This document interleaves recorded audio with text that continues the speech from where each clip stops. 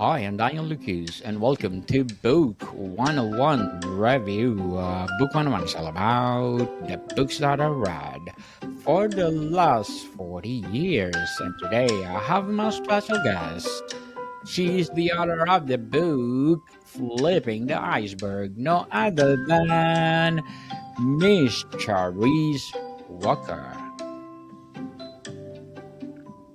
Welcome to Book 101, Miss Charisse, and can you please introduce more about yourself? I would love to. Thank you so much for letting me be on.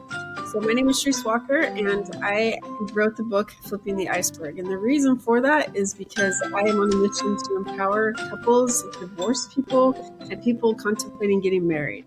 And so there's two secrets you need to know before you say I do. Yes. All it is about. Yes. Definitely. So, Miss Charisse, what does the metaphor of flipping the iceberg represent in terms of self awareness? Well, I think especially in our culture, when you say, hey, how are you? And they say, good, how are you? And it's just this automatic thing. And people usually really aren't just good. And so because of that, I've realized that we tend to put on a facade. In addition to that, you have people who have these traumas in their life that sometimes they are aware of, other times they're not, and it affects their relationship. And so they're just like little icebergs floating and ready to take down the ship. And so that iceberg, 10% you see above the water, 90% you see below. So if you can flip that iceberg, then you can deal with your trauma before you get into a relationship, as well as you need to get to know the other person. And I think a lot of times we spend more time planning a wedding than we actually do the marriage because we're afraid to have those hard conversations. So True. that's what the book is about, is getting those hard conversations over before you say I do. Yes, Miss Charisse Walker, thank you so much for sharing Flipping the Iceberg. For sure, lots of people will empower for this book. How does the book define self awareness and why is it important in personal growth? Well, good question. The self-awareness part is flipping is actually an acronym. So you first have to find the trauma in your relationship, and then it goes on from there. And so I don't want to spoil it too much because it really does stand for an acronym. But a lot of times we get into our own head, or we tend to believe the narrative that people have said about us, and sometimes it's just not true. So you start to understand your potential. You start to figure out, where do I want to be in life? What do I want to do? And then following your intuition. How many times have you gone out with somebody, or you plan to, and like this little thing inside you just tells you don't do that, and you do it anyway, and you're like, I understand why I shouldn't have done that. And so learning how to get our intuition, even dealing with abusive relationships, identifying what an abusive relationship is, identifying if you are part of a cohabitation, like not cohabitation, a codependent person. And so you have to have somebody around you instead of being okay on your own. And so you tend to get into more abusive or negative toxic relationships because you're codependent. And so also learning how to give yourself grace, forgive yourself for things that you've done in the past. Like, it's okay. We're human. We make mistakes, but you don't have to dwell on that. And you don't have to think that you deserve somebody to settle for somebody versus, hey, I need someone that brings me up. So that's the first part of the book, and that's what we go through. It's a workbook as well that it accompanies the book, and so it's kind of like a journal. You can write your thoughts down, you can go through the exercises, and really get you thinking about things and trying to heal so that you can make healthy decisions. Yes, heal first, people. Mm-hmm. Yeah. So, what role does emotional intelligence play in navigating relationships and with confidence? Yeah, so emotional intelligence is one of those things that sometimes we just don't understand, or we don't realize where we're at on this. I call it kind of a spectrum. And so if we can understand where we are with our emotional intelligence, we can make more mature choices. Because sometimes have you ever known somebody, or someone ever said to you, hey, you're not ready, or you're not mature enough, or something like that, or you feel like you are, but you really aren't. And so it's understanding, like, there's Maslow's hierarchy of needs. And so we talk about that, and there's 5 levels, and you want to get to self-actualization. And so it really is trying to hone in and making sure that you've healed from some of these things that triggers that you might not have recognized. And now you're like, oh, like for me, I didn't realize things that happened in my childhood really affected my first marriage and relationship. And although I'm not going to blame it only on that, that's why they have the second half of the book. But I wish that I would have been more healed and more aware of those things so I could have dealt with them better. So let's talk about personal growth and transformation. How can understanding your own emotions lead to better interactions with others? Great question. So I used to be one of those people that I was a people pleaser.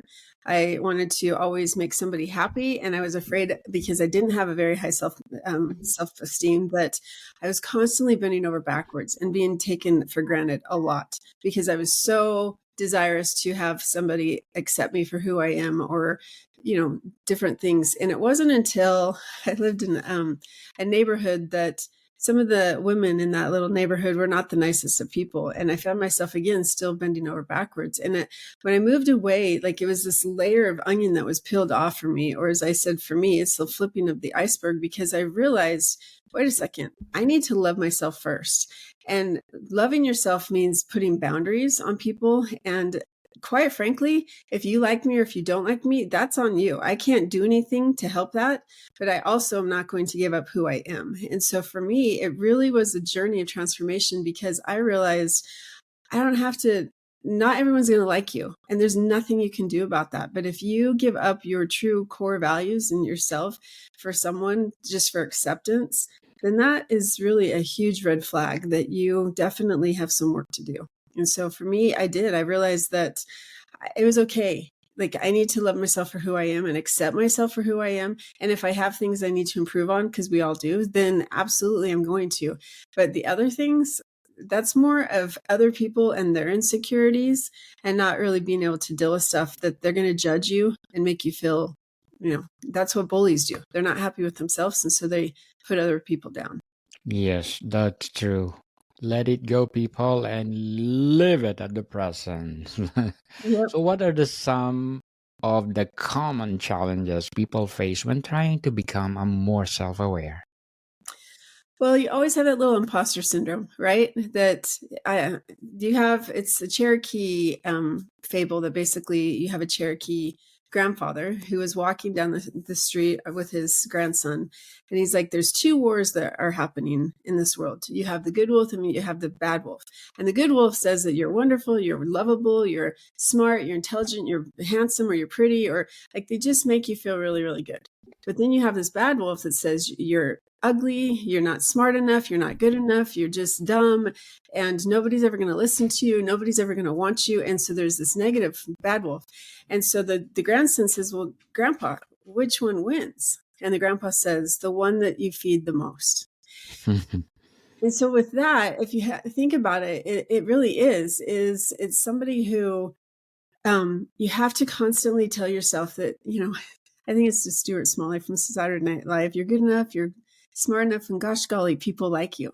But our brain doesn't understand. Like our brain really doesn't understand the difference between the good or the bad. It doesn't like it. You have to tell it things, and then it will believe what you say. So if you say I'm not good enough, if you say I'm not smart enough, if you say I don't deserve this, you're going to believe that. It's the self-fulfilling prophecy. But if you can like flip the switch, and I call it the has method. So you halt when you start to have a negative comment, then you acknowledge what that feeling is, and then you shift.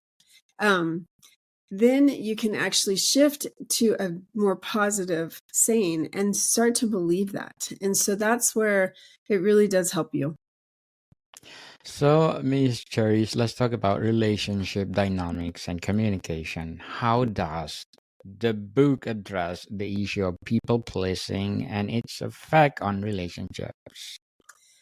So the people pleasing, again, I kind of already touched on that, but it really, like with communication, you have to be willing to have those hard conversations, especially before you get married.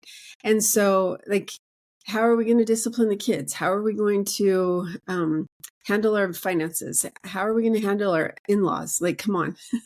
Sometimes that can be really difficult. Like, Yes. I know some people that one person always wants to spend all their time with their family, and then the other one's like, well, can we ever take a family vacation without your family? And so it's a really big issue. And so if you're this people pleaser all the time, you got to think of it like a bucket. You're always putting things in this bucket, right? And you don't say anything, you just put it in the bucket, or the gunny sack. It's called gunny sacking. And so eventually that gunny sack or that bucket's going to fill up and it's going to explode.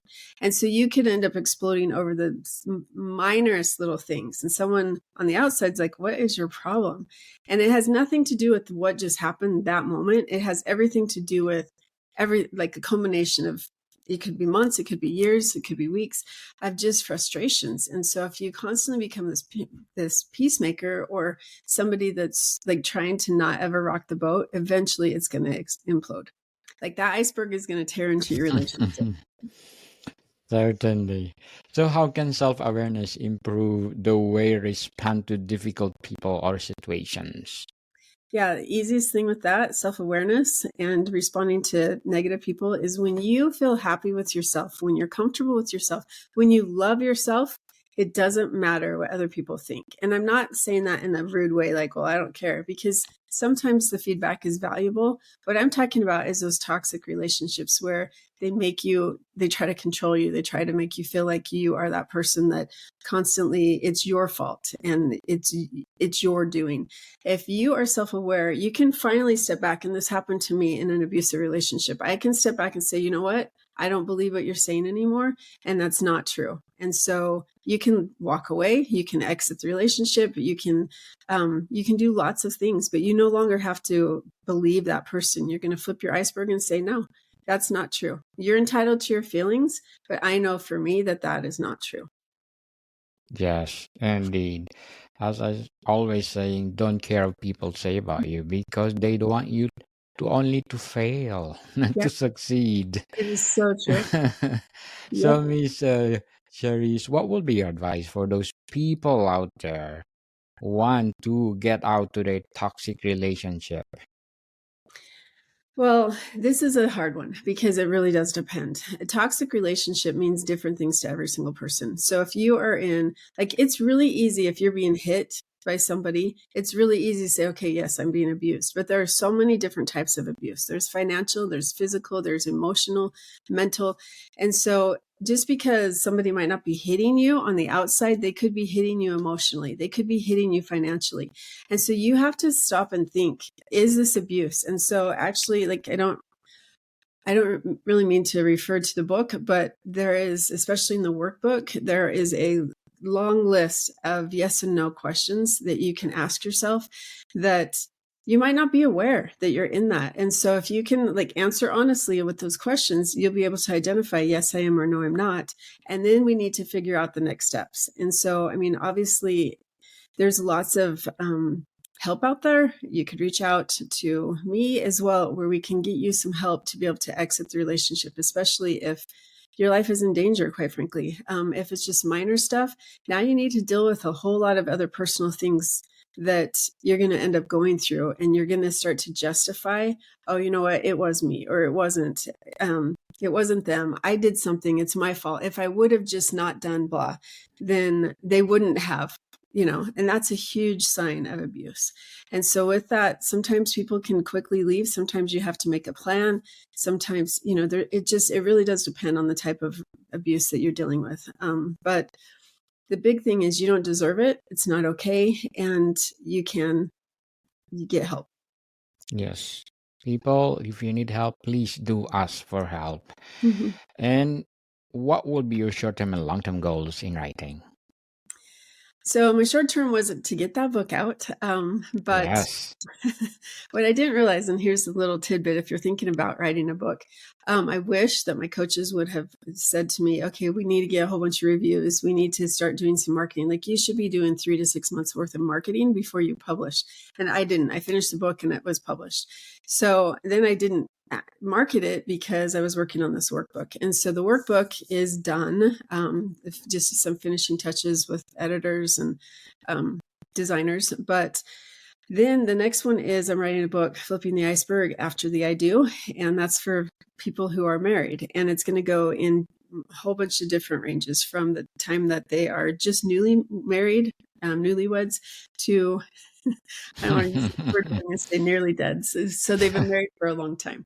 Because believe it or not, the number one age group getting divorced right now are 65 and older. So why? You've lived with each other for 40 years. 50 years. Like, what in the heck?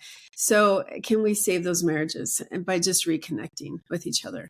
And so it's a book about that. And then the third book on the trilogy, I guess I'll call it, is Flipping the Iceberg, how to hire people in business. So those are the three, my long term. There's some other books that are coming out about relationships in real estate, since real estate is really something that I am very experienced in. And so just trying to help people, because it's hard. It's a hard time right now. And we need people who are champions and that encourage us, not that bring us down.